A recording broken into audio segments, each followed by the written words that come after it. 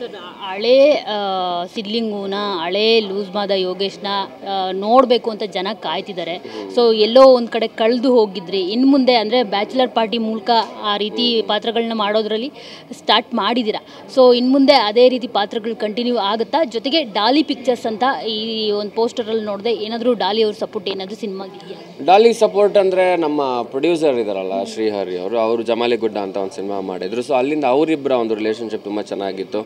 So ಅವ್ರು ಕೇಳಿದ್ರು Daali presence ಅಂತ ಹಾಕ್ಕೊಳ್ತೀವಿ ಅಂತ ಹೇಳಿ. ಸರ್ ಹಾಕಿ, ತೊಂದರೆ ಇಲ್ಲ. ಡಾಲಿ ನನಗೂ ಫ್ರೆಂಡು, ಡೈರೆಕ್ಟ್ರಿಗೂ ಫ್ರೆಂಡು, ಆ್ಯಂಡ್ ಪ್ರೊಡ್ಯೂಸರ್ಗೆ ತುಂಬಾ ಸಪೋರ್ಟ್ ಮಾಡಿದ್ದ ಅವನು ಜಮಾಲಿ ಗುಡ್ಡ ಟೈಮಲ್ಲಿ. ಸೊ ಹಾಗಾಗಿ ಆ ಒಂದು ಕೃತಜ್ಞತೆ ಸಲ್ಲಿಸೋದು ಅಂತಿರುತ್ತಲ್ಲ, ಸೊ ನಮ್ಮಲ್ಲೆಲ್ರಿಗೂ ಇಷ್ಟ ಇದೆ ಆ ಥರದ್ದೊಂದು ಬಿಹೇವಿಯರ್ ಇಟ್ಕೊಂಡಿರ್ತೀವಿ. ಸೊ ಹಂಗಾಗಿ ಅದೊಂದು ಕ್ರೆಡಿಟ್ ಅವ್ನಿಗಿರುತ್ತೆ ಅಂತ ಅಷ್ಟೇ. ಸರಿ, ಮತ್ತೊಂದು, ಈಗ ಕನ್ನಡದ ಪ್ರೇಕ್ಷಕರು ತುಂಬಾ ಚೂಸಿ ಆಗಿದ್ದಾರೆ.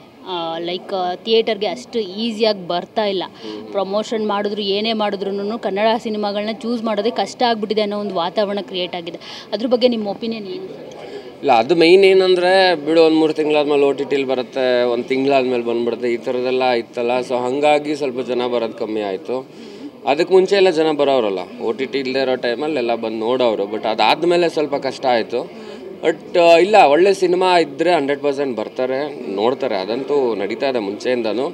ಬಟ್ ನೀವು ಹೇಳ್ದಂಗೆ ಹೌದು, ತುಂಬ ಪ್ರಮೋಷನ್ ಮಾಡಬೇಕು, ತುಂಬ ನಾವು ಬೇಡ್ಕೊಳ್ಳೋ ಪರಿಸ್ಥಿತಿ ಆಗ್ಬಿಟ್ಟಿದೆ ಇವಾಗ. ಒಂದು ಒಳ್ಳೆ ಸಿನಿಮಾ, ಈಗ ಮೊನ್ನೆ ದೀಕ್ಷಿತ್ ಶೆಟ್ಟಿದು ಬ್ಲಿಂಕ್ ಅಂತ ಒಂದು ಸಿನಿಮಾ ತುಂಬ ಚೆನ್ನಾಗಿದೆ ಸಿನಿಮಾ ಅದು. ಬಟ್ ಯಾರು ಜನ ಬರ್ತಾಯಿಲ್ಲ. ನಮ್ಮ ಸಿಂಪಲ್ ಸುನಿ ತುಂಬ ಚೆನ್ನಾಗಿ ಹೇಳಿದ್ರು. ಅಕಸ್ಮಾತ್ ಇದೆ ಮಲಯಾಳಮಲ್ಲಿ ಬಂದಿದ್ರು ಎಲ್ಲರೂ ಹೋಗಿ ನೋಡ್ತಾ ಇದ್ರಿ. ಕನ್ನಡದಲ್ಲಿ ಒಂದು ಸಿನಿಮಾ ಬಂದೇನು ನೋಡಿ ಅಂದರೆ ನೋಡ್ತಿಲ್ಲ. ಇದೇನು ಮೈಂಡ್ಸೆಟ್ ಅಂತ ಅರ್ಥ ಮಾಡ್ಕೊಳಕ್ಕಾಗ್ತಾಯಿಲ್ಲ ನಮಗೆ. ಚೆನ್ನಾಗಿರೋ ಸಿನಿಮಾನೂ ನೋಡ್ತಾಯಿಲ್ಲ ಅಂದರೆ ನಾವೇನು ಮಾಡೋಕ್ಕಾಗತ್ತೆ ಹೇಳಿ. ಬಟ್ ಅದೊಂದು ದುರಂತ ನಮಗೆ ಅಂಟ್ಕೊಂಡ್ಬಿಟ್ಟಿದೆ. ಗೊತ್ತಿಲ್ಲ, ಬದಲಾಗಬೇಕು, ಅದು ಬದಲಾಗತ್ತೆ.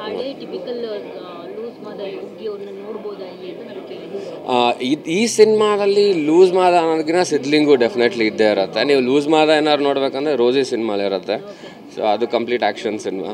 ಸೊ ಅದು ಹಂಗೆ ನಡೀತಾ ಬರುತ್ತೆ. ಅದು ಎಷ್ಟು ಸಿನಿಮಾಗಳು ಲೈನಪ್ಸ್ ಆಗಿದೆ ಈ ವರ್ಷಕ್ಕೆ? 4 ಸಿನಿಮಾ ಇದೆ.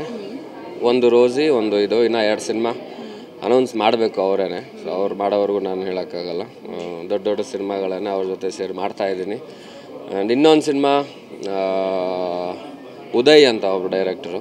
ಸೊ ಅದೊಂದು ಮಾಡ್ತಾಯಿದ್ದೀನಿ. ಅಗೇನ್ ಅದು ಟೈಟಲ್ಲೇ ಒಂದು ಚೆನ್ನಾಗಿರುತ್ತೆ. ಸೊ ಅದು ಅನೌನ್ಸ್ ಮಾಡ್ತೀವಿ ಆದಷ್ಟು ಬೇಗ. ಸರಿ, ಯೋಗಿ ಅವರು ಮಗಳಿಗೆ ಎಷ್ಟು ಹೆದರ್ಕೊಳ್ತಾರೆ ಅಂತ ನಿಮ್ಮ ವೀಡಿಯೋಸ್ ಎಲ್ಲ ನಾನು ಫಾಲೋ ಮಾಡ್ತಾ ಇರ್ತೀನಿ, ನಿಮಗೆ ಆವಾಜ್ ಬರ್ತಾ ಇರುತ್ತೆ.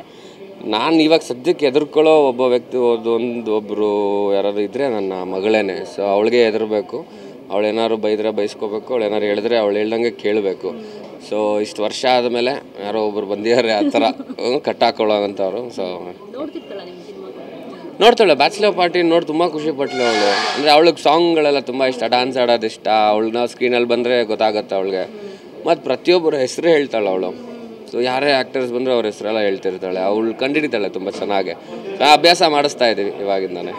Thank you sir, all the best. ನಿಮ್ಮ ಸಿನಿಮಾಗೆ ಒಳ್ಳೇದಾಗಲಿ, ಸಿದ್ಲಿಂಗುಗಿಂತ ಡಬಲ್ ಹಿಟ್ ಆಗಲಿ ಈ ಸಿನಿಮಾ. Thank you. ಸೊ ನೋಡಿದ್ರಲ್ಲ, ಇದಿಷ್ಟು ಲೂಸ್ ಮಾದ ಯೋಗೇಶ್ ಅವರ ಮಾತು. ಕ್ಯಾಮ್ರಾ ಪರ್ಸನ್ ರಘು ಜೊತೆ ಮಂಗಳ ರಾಜಗೋಪಾಲ್, TV9 ಬೆಂಗಳೂರು.